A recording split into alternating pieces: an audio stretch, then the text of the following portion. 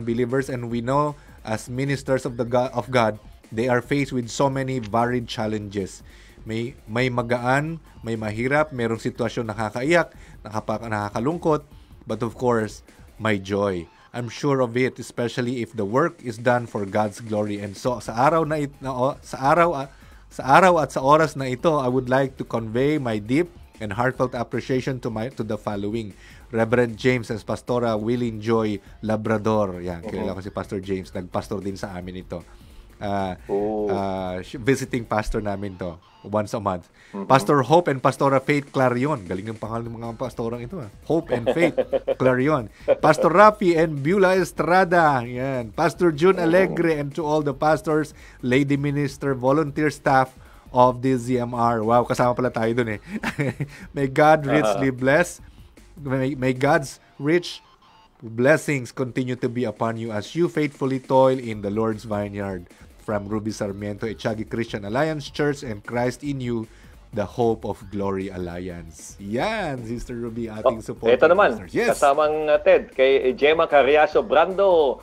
I truly appreciate all pastors in our church, Jesus the Living Gospel, especially to our beloved Bishop Renato Alog and Reverend Julie Alog, and this is station 1143 DCMR.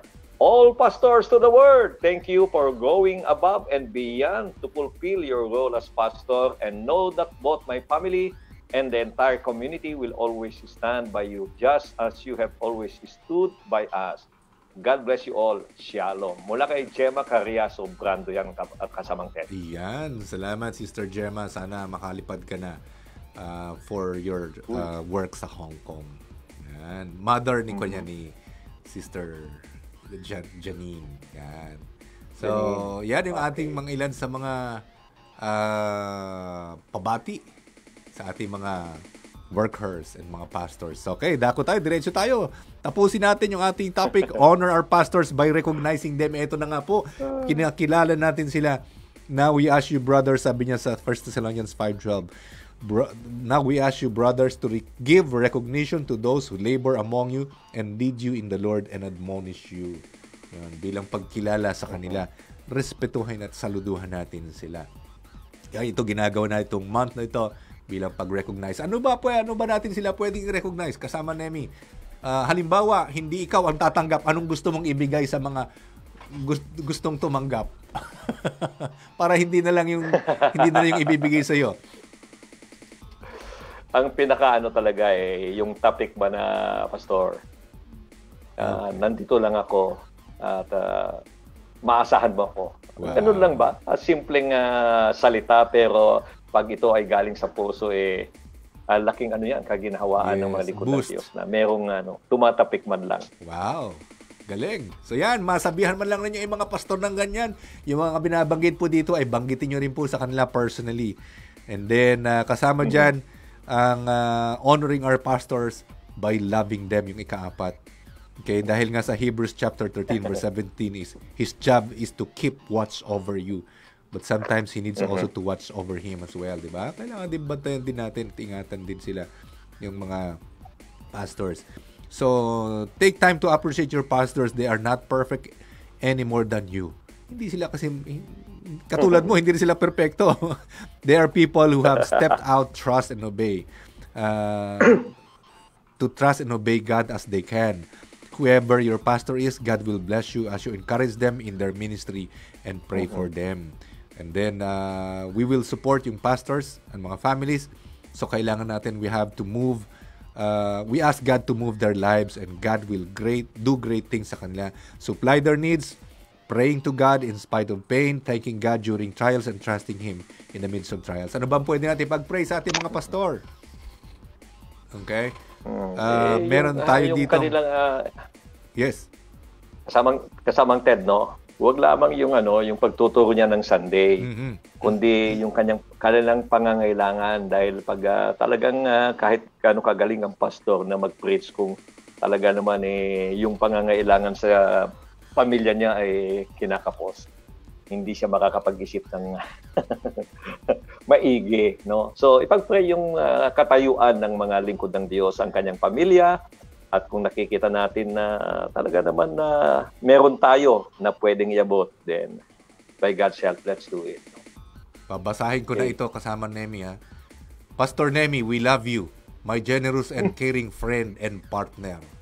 Yan. Sino ba yung tumatawag sa inyong partner? Si Pastor Lawrence, yan. Yan. Tapos nakilala natin. Sabi ni Edren Dumlao, paki-greet mga pastors ng Jones. Sabi niya, especially ang mga kapastoran ng Church of God dito po sa Jones na pinapangunahan ni Bishop Roger Almario, ang kanilang district overseer. Okay. Si Fritz Vicencio na nasa Hong Kong. Mapagpalang umaga po sa lahat. Nagpapasalamat po sa aming pastora Marcelita Magno. Ninang, maraming salamat sa inyong talagang pagtiyagang magturo sa mga salita ng Diyos sa CEC. Pagpalain kayo ni Ninong, huwag kayong magsawa sa amin. Yan, galing kay Fritz Vicencio. Yan. Love you, love. Love you, love. Ayan, love you. Ito naman si Maria Aurora Dumanay sa Magulyado. Sabi niya, shout out po sa mga pinakagwapo naming Pastor Jojo S. Bacila. Thank you for leading the Victory Santiago. You are the best. Yan. Ito pa, to our DS Reverend Josie Ko, salamat sa naging bahagi ka sa aming paglaki bilang isang alagad ni Lord. Thank you for molding us. Thank you for training us. Agyaman kami met kadagiti ungit mo kada kami hehe nuawan na kita mabalin nga saan kami nga natubker ti panagserbimi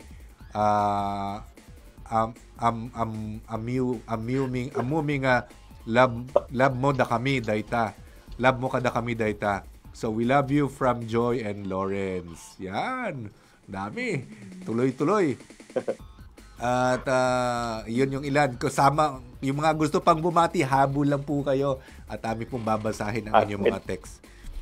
Yan. Yeah. At, kung hindi man mabasa ngayon, ay next week kasamang that's right. Dahil kasama pa rin naman ng buong month ang October ang appreciation sa mga pastor. And paano ba maipanalangin? Banggitin ko lang, takbuhan ko lang ito. Mabilisan lang. Babasahin ko. Yung ano mga pwede natin ipanalangin sa mga pastor. Ito ay isang acronym ng pastor. Letter P. Pagpanalangin din natin kanilang personal life, kanilang walk with God and the family.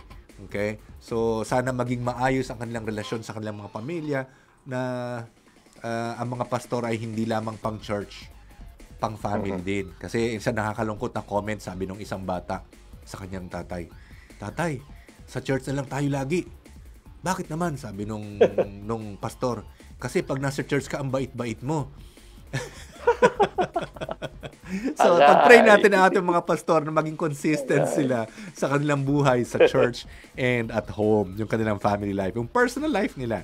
Okay, next, administration. Pag-pray natin sa letter A ang kanilang counseling and leadership sa church, na maging maayos ang kanilang leadership at administration ng church. Letter S, pass. Sermon at sa kanilang study. Ito yung sinasabi ko, hindi lang yung kanilang pagsusermon ay panalangin natin, pero dapat nga natin ipanalangin ang kanilang paghahanda sa mensahe para ready at mabusog tayo sa mga inihahain nilang pagkain pang-spiritual. Letter T, test and trials. Okay, yung grace and strength para sila ay mapaglabanan, mapagtagumpayan ang mga darating na mga pagsubok sa buhay. Okay, meron pa. Letter T, test and trials, grace, strength, growth. Letter O, yan, oversight. Yan, yung kanilang oversight sa flock, yung kanilang leadership, kumbaga din ito. Yung ministries and care for the flock. Ano pang letter R? Ano naman ito? Ito yung double honor. Doblehin at dagdagan din naman natin yung kanilang resources na maipanalangin at maiprovide ang kanilang needs. Okay. So yan, yung ating pastor. Yung personal life, administration, sermon study, test and trials, oversight, and resources na kanilang kailangan. Yan. Okay. So, may pahabol. Remuneration.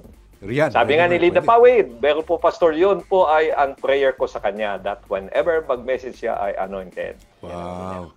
Prayer niya sa kanyang pastor. Okay. And then, well, inulit natin ang pagbati sa lahat ng mga lingkod ng Diyos, hindi lamang pastor, mga tumutulong, no, yung mga co-leaders niya sa mga churches, and we salute them, and we are thanking that God gave them to that area to be a blessing and a light to that community. Basahin ko itong pahabol, Pastor Nemi, kasi para sa ito. You've got a friend in me. Happy Pastor's Month, Sir Nemi. O, di ba? Pahabol ito si Pastor. Nako, dami na. Yan na. Nagdadating na mga mensahe sa aming Pastor. Thank you for being sa perseverance, affectionate, steadfast, thoughtful, open-minded, and respectable.